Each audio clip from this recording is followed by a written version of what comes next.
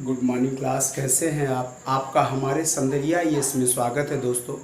आज के लेक्चर में हम नेहरू रिपोर्ट के बारे में डिस्कस करेंगे।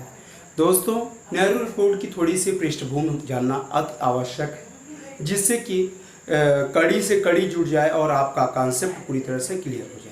दोस्तों, जो साइमन कमीशन 1927 में भारत आया था, साइमन कमीशन में क्या प्रॉब्लम आई थी? साइमन कमीशन का भारतीयों के द्वारा बड़े पैमाने पर विरोध हुआ था। और जब साइमन कमीशन का विरोध हुआ था, चूंकि उस समय भारतीय जो सचिव था लॉर्ड बर्किनहेड था, और लॉर्ड बर्किनहेड जो भारतीय सचिव होता था वो ब्रिटिश संसद का सदस्य होता था, वो ब्रिटेन में बैठता था।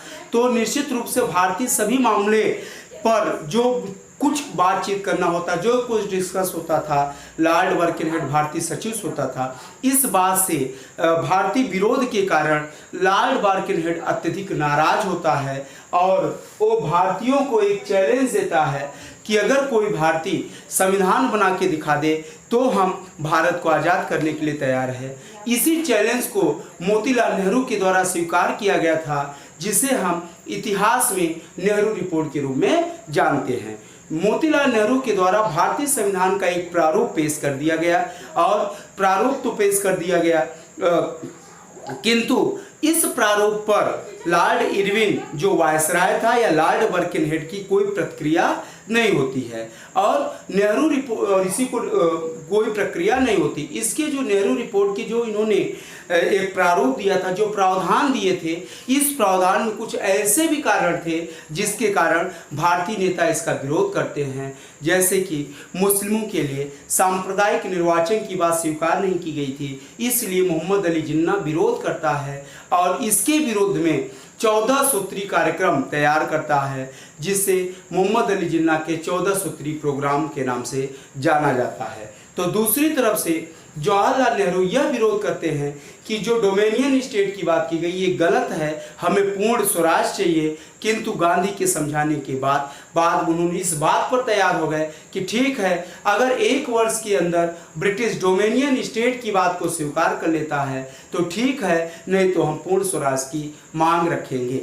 किंतु लॉर्ड इरविन इस बात को स्वीकार नहीं करता और इसी के विरोध में 1929 कांग्रेस के लाहौर अधिवेशन में जवाहरलाल नेहरू के द्वारा पूर्ण स्वराज की मांग रखी गई थी। और 26 जनवरी, चूंकि कांग्रेस का अधिवेशन दिसंबर मंथ में था, 26 जनवरी 1930 को भारत की स्वतंत्रता दिवस घोषित किया गया था दोस्तों। और उस दिन से लेकर 26 जनवरी को हर साल स्वतंत्रता दिवस मनाया गया। बाद में इसी 26 जनवरी को यादगार बनाने के लिए इसको रिपब्लिक डे, गणतंत्र दिवस में बदल दिया गया था दोस्तों।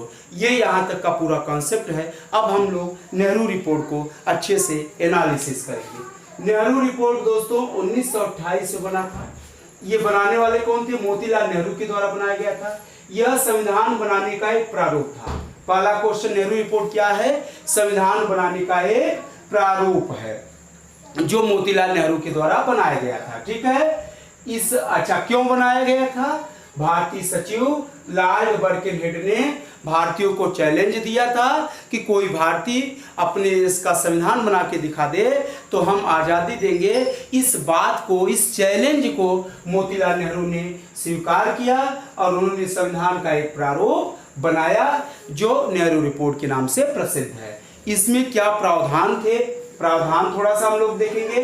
डोमेनियन स्टेट का दर्जा दिया जाए। डोमेनियन स्टेट का दर्जा क्या होता है?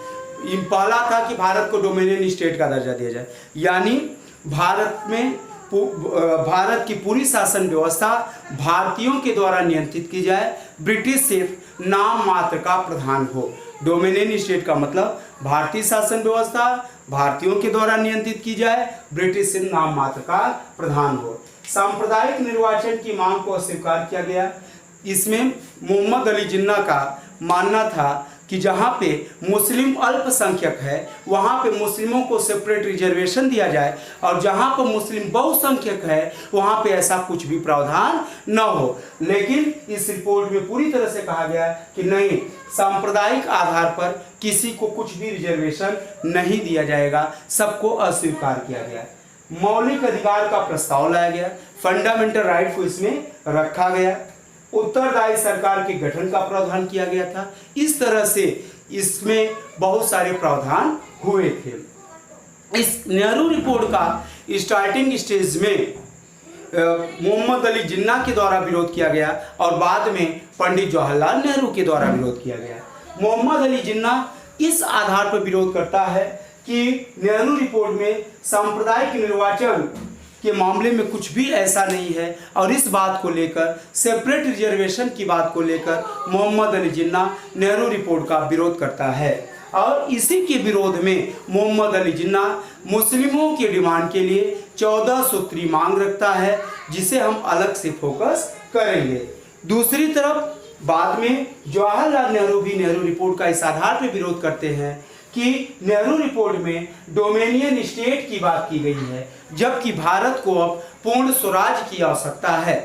किंतु गांधी के समझाने के बाद नेहरू जी अपनी बात को वापस लेते हैं और यह कहते हैं कि अगर लॉर्ड इरविन यानी वर्तमान वायसराय लॉर्ड इरविन 1 वर्ष के अंदर डोमेनियन स्टेट की बात को स्वीकार कर लेता है और भारत को डोमेनियन राज्य का दर्जा दे देगा तो ठीक है, नहीं तो हम पूर्ण स्वराज की मांग करेंगे। किंतु लॉर्ड इरविन ये बात स्वीकार करने को तैयार नहीं था और इसी के विरोध में जवाहरलाल नेहरू के द्वारा लाहौर अधिवेशन रावी नदी के किनारे, ध्यान रखना दोस्तों, यहां से बहुत क्वेश्चन पूछा गया है। किस नदी के किनारे? जवाहरलाल नेहरू के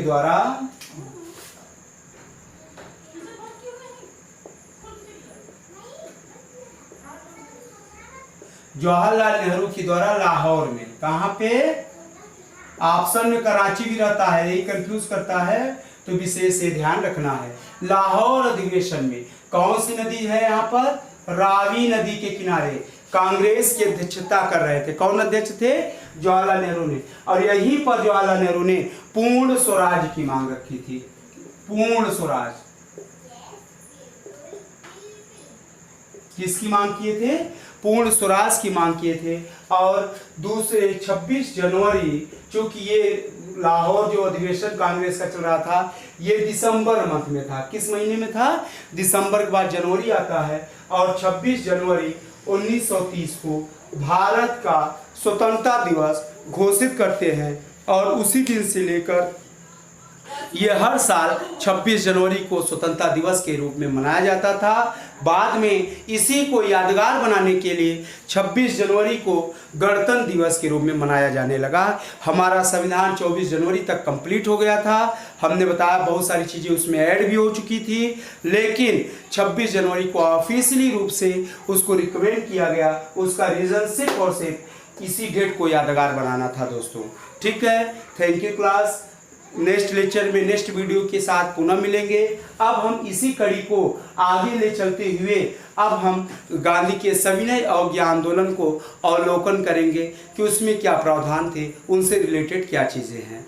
सीरियलबद्ध दोस्तों, अगर आप लोगों को ये लेक्चर सुन रहे हैं तो इसके पहले प्रीवियस 2 लेक्चर जो लगातार है कंटिन्यू हैं, जैसे साइमन कमीशन है और स्वराज पार्टी से आप लोग पूरा एनालिसिस करोगे तो आपका कॉन्सेप्ट पूरा क्लियर होगा, बीच बीच में नहीं क्लियर होगा। तो स्वराज पार्टी पढ़िए, ये पढ़िए, फिर उसके बाद आप साइमन कमीशन, फिर जब इसको हम पढ़ेंगे नेहरू रिपोर्ट को तो पूरा कॉन्सेप्ट क्लियर हो जाएगा दोस्तों। अगर दोस्तों आपको हमारा वीडियो अच्छा लगे तो इसे लाइक करें, कमेंट करें, शेयर करें, जिससे न्यू वीडियो जैसे ही अपलोड करें आपको मिलता रहे। Thank you class.